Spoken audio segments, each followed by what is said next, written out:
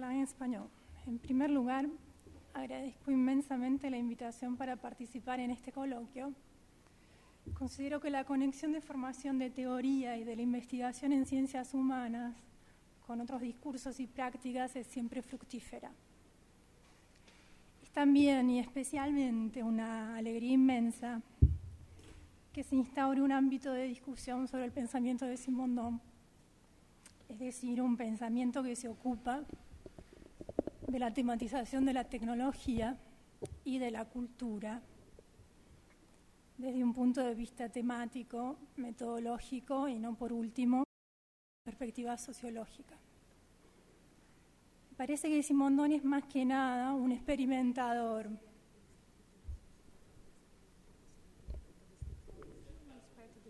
Más experto en micrófono. Funciona, está bien. Entonces, me parece que Simondon es más que nada un experimentador. Experimenta en filosofía a fin de crear un conjunto de fuerzas capaces de modificar aquello que existe. Yo voy a decepcionar un poco con este trabajo. Es un texto que presenta una ignorancia inusual. Y cómo hablar de Simondon y no seguir caminos que fueron recorridos ya más de una vez o no plantear imprudentemente preguntas que se dejaron atrás ya hace tiempo. Cómo hablar de Simondon sin tener en cuenta los exhaustivos comentarios que ya fueron escritos.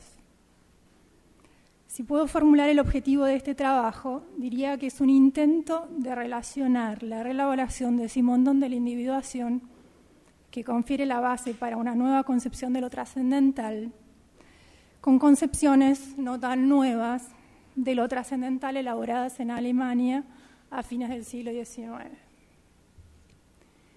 El desarrollo de un monismo animista es uno de los rasgos de la segunda mitad del siglo XIX y de las primeras décadas del siglo XX. Como arma de combate contra el dualismo cuerpo-espíritu, los filósofos de la naturaleza oponen otros conceptos que remiten, por su vez, a realidades individuales sustanciales. Los reduccionismos de la materia, que niegan la reflexión, y los del espíritu, que niegan o desrealizan la materia, desrealizan con todo el entrecomillado necesario. Digamos que niegan la materia, como escribe Sloterdijk en Tiempo del hecho de lo monstruoso. Esos reduccionismos dependen de monovalencia ontológica y son efectivos hasta hoy bajo conducción masiva del modo positivista. El pasaje de la historia natural a la biología en el siglo XVIII y a comienzos del siglo XIX supuso, como mostró Foucault, toda una serie de transformaciones por las cuales se pasó del señalamiento de los caracteres clasificatorios al análisis interno del organismo y luego del organismo en su coherencia anátomo-funcional a sus relaciones constitutivas o reguladoras con el medio de vida. Este es el tema que trata Haeckel, por ejemplo, en Natürliche Schöpfungsgeschichte, lo que significa, traducido al español, Historia de la creación natural, de 1868, donde la transformación de una especie a otra era posible bajo la acción de principios de vida que son para él fuerzas internas, directrices o vectores. Otro alemán contemporáneo de Haeckel, Gustav Theodor Fechner, cuyos estudios de la sensibilidad Simondon cita en su curso de 1967, buscará tematizar el problema del desarrollo de los organismos sobre nuevas bases. Fechner, que pone parte de sus ideas y de sus máximas en la boca de un tal doctor Mises, es el más metafísico de los filósofos románticos alemanes. Autor de una serie de escritos humorísticos sobre las costumbres de la nobleza terrateniente, sátiras a la manera de Jean Paul, fatídico profesor de filosofía y de antropología en Leipzig, Fechner lanza los problemas de una historia natural en una escena nueva. Procede por una reversión de la definición de la sustancia por la atribución, pero esta pone en cuestión la individualidad.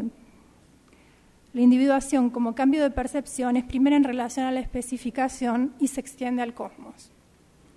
En einige Ideen zur Schöpfungs- und Entwicklungsgeschichte der Organismen, algunas ideas acerca de la historia de la creación y del desarrollo de los organismos, de 1873, Fechner busca conciliar, por un lado, una profundización de los principios generales de la doctrina de la herencia, por otro, la modificación de su concepción o visión de la constitución orgánica básica, y tercero, una subversión de la visión del surgimiento primero de los organismos, donde la primera, cito, busca los caracteres orgánicos básicos, no a partir de una constitución química particular y con ello de una forma coherente de agrupación de la materia, sino de hacerla depender de un estado de movimiento molecular. Fin de cita.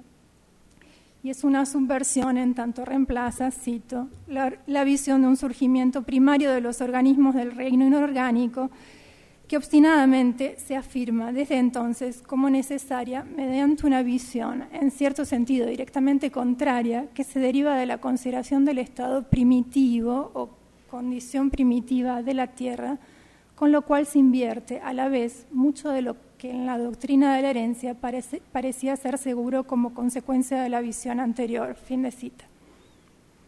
Voy a poner aquí un pie prudente en la física.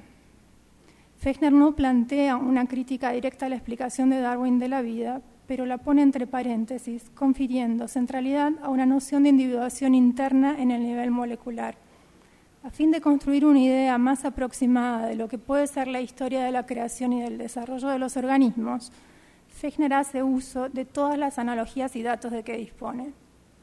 Por moléculas se le entiende, cito, masas realmente muy pequeñas, cuyas partículas están en entrañable asociación entre ellas, como también con las de masas vecinas, por medio de fuerzas emitidas recíprocamente. De ahí que el estado de las moléculas inorgánicas consista, voy a leer algunos fragmentos del texto de Fechner, un tanto extensos, pido disculpas, pero me voy a prolongar en esto. De ahí que el estado de las moléculas inorgánicas consista en el hecho de que las partículas de las que están compuestas no alteran mediante una acción recíproca bajo cooperación o interacción de la persistencia el orden en el que están en serie. Es decir, no pueden cambiar el signo del lugar con las partículas vecinas, lo que no excluye que se encuentren en estados de oscilación unas contra otras, estados que dejan ese orden inalterado, para lo cual las oscilaciones deben ser solo pequeñas lo suficiente contra la distancia en la que se encuentran las partículas en el lugar medio de su movimiento. El estado de la condición de las moléculas orgánicas, en cambio, se basa en que las partículas de las que están compuestas, tanto tiempo como exista capacidad de vida de las mismas, alteran siempre de nuevo, mediante acción recíproca, bajo interacción o cooperación de la persistencia, el orden en el que se encuentran en algún momento en serie. Esto es, invierten siempre de nuevo el signo de su lugar relativo unas contra otras, como puede ocurrir por circulación y otros movimientos implicados de las partículas referidos unos a otros. Un ejemplo de esta diferencia de amplitud es un cristal de sal en el que las partículas que, aun cuando no estabilizadas entre sí, producen sin presión o acción exterior, apenas mediante calor, oscilaciones en torno a sitios relativamente consolidados unos a otros. Comparar sus moléculas da, según Fechner, una imagen de las relaciones de las partículas en las moléculas inorgánicas. Sin embargo, en estas, nosotros, escribe Fechner, hemos de suponer una cantidad de partículas en distancia para sus dimensiones relativamente mayores unas de otras. Distinto es el caso de los movimientos de las masas del sistema solar, comprendidos por completo bajo el concepto de los movimientos que atribuimos a las partículas de las moléculas orgánicas y que prueban a la vez la posibilidad de ese movimiento. En las moléculas orgánicas, bajo la influencia de los movimientos implicados de las fuerzas moleculares, tal como ocurre en nuestro sistema solar, en tanto que en aquellas, no como en este, una masa prevalece sobre otras, podemos considerar posible todos los movimientos tan solo retornen a movimientos elípticos menos perturbados. Fechner considera que el crecimiento de la solución cristalina debe avanzar de las partículas exteriores hacia las partículas interiores, porque aquellas en la periferia de la molécula suelen seguir la atracción de las otras moléculas antes y más fácilmente,